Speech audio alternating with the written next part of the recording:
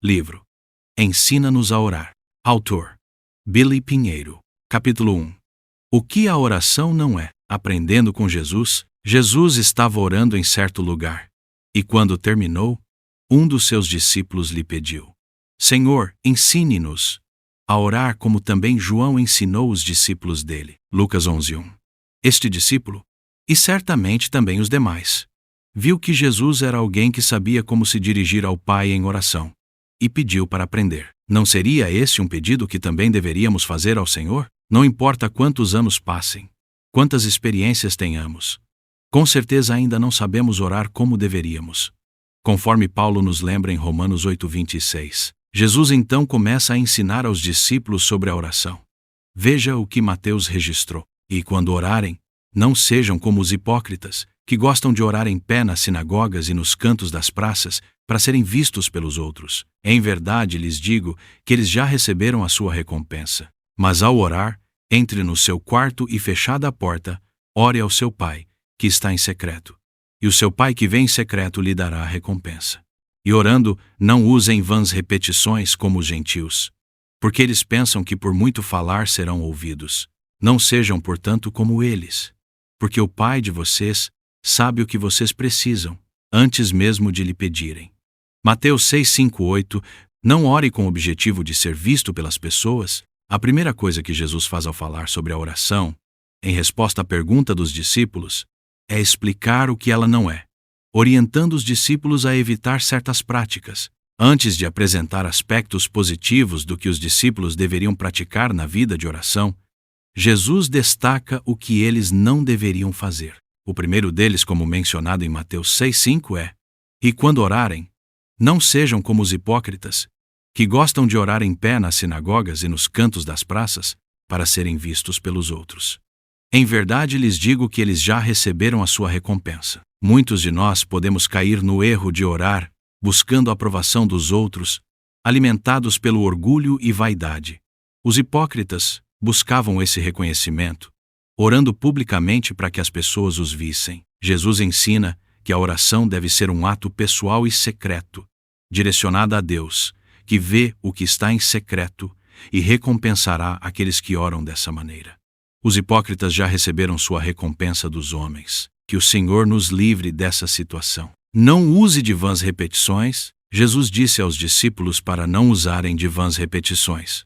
Eles presumiam que, pelo seu muito falar, seriam ouvidos. Esse é um grande erro na nossa vida de oração. Às vezes nós passamos muito tempo falando com Deus, presumindo que, pelo nosso muito falar, vamos mudar o coração de Deus. Deixe-me fazer uma afirmação para você, logo de início.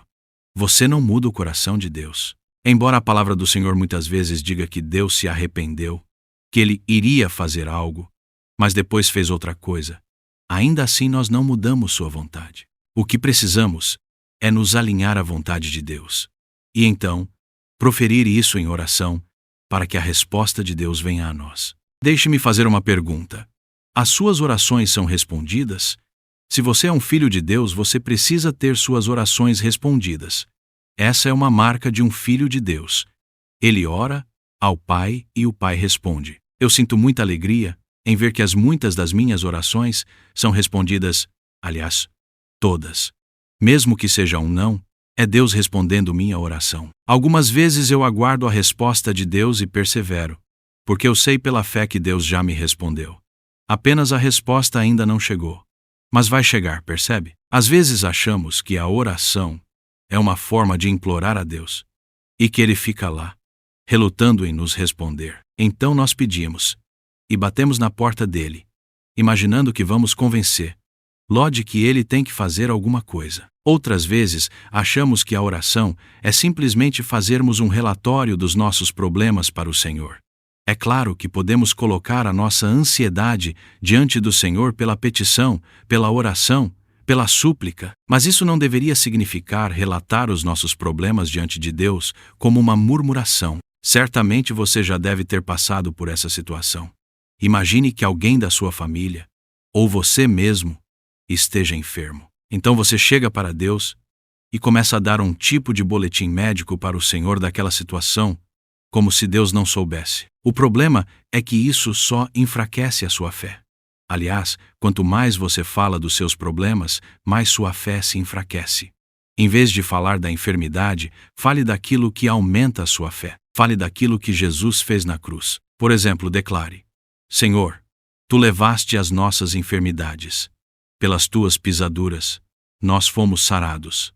Isaías 53, 4, 5. O Senhor não só perdoa nossos pecados, mas também nos cura de toda enfermidade. Salmo 103, 3. Comece a citar a palavra de Deus, pois isso fortalece a fé em seu coração. Em vez de falar sobre seus problemas, diga: Senhor, o médico disse que estou com tal coisa, mas Tu tens um nome que está acima de todo nome. Aos Teus pés, todo joelho se dobrará, Senhor. Essa enfermidade tem o nome de fibromialgia. Fibromialgia é apenas um nome, e esse nome deve se submeter ao Teu, Senhor. Que essa fibromialgia seja submissa ao Teu nome. Fibromialgia é apenas um exemplo. Cite o nome da enfermidade pela qual você está orando por cura. Você precisa exercitar a sua fé em vez de apenas relatar seus problemas a Deus. Em outras situações ainda, a nossa oração é cheia de palavras que tentam convencer a Deus de que nós somos bons e por isso merecemos ser ouvidos. Esse tipo de prática na oração é uma das piores coisas. Certa feita, Jesus contou uma parábola de que havia 2 homens no templo orando.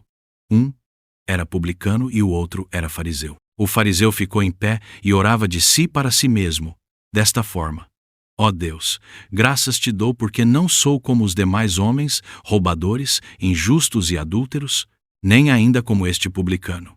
Lucas 18, 11. O fariseu era desses que achava que merecia a resposta de Deus. Ele ainda se compara com o publicano que estava lá, ou seja, ele se considerava muito bom, um merecedor. No conceito dele, Deus tinha que responder à sua oração, porque ele jejuava 2 vezes por semana e dava o dízimo de tudo quanto ganhava. O publicano apenas batia no peito e dizia: Ó Deus, sê propício a mim, pecador.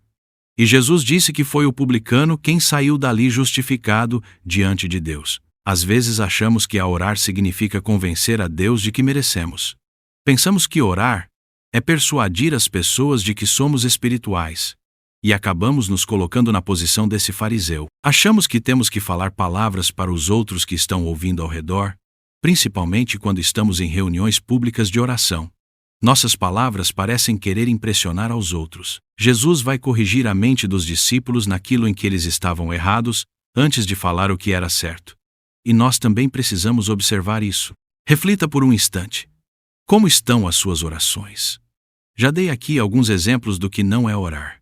E muito do que ouvimos sobre a oração por aí não está nem mesmo conforme as Escrituras, mas sim com a tradição dos homens. Algumas coisas parecem bastante espirituais, mas de fato é quase impossível colocá-las em prática.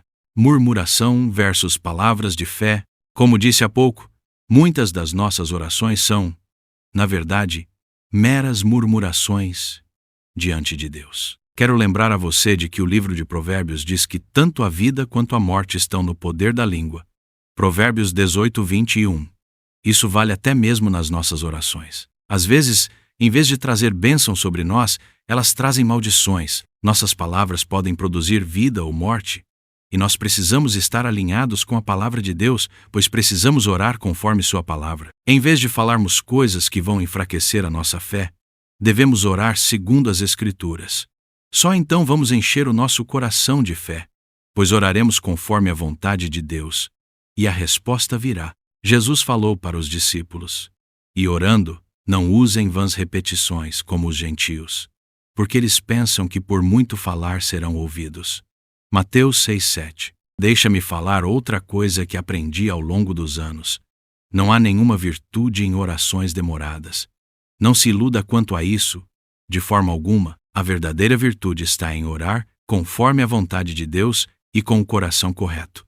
Você pode passar o dia inteiro orando, mas se não for motivado pelo amor ao Senhor e ao próximo, sua oração não terá valor algum. Na realidade, algo que vou mencionar mais adiante é que as orações mais poderosas que você verá, principalmente no Novo Testamento, e principalmente as de Jesus, são extremamente curtas. Por exemplo, o Senhor Jesus voltou-se para o mar e disse: "Cala-te, aquieta-te."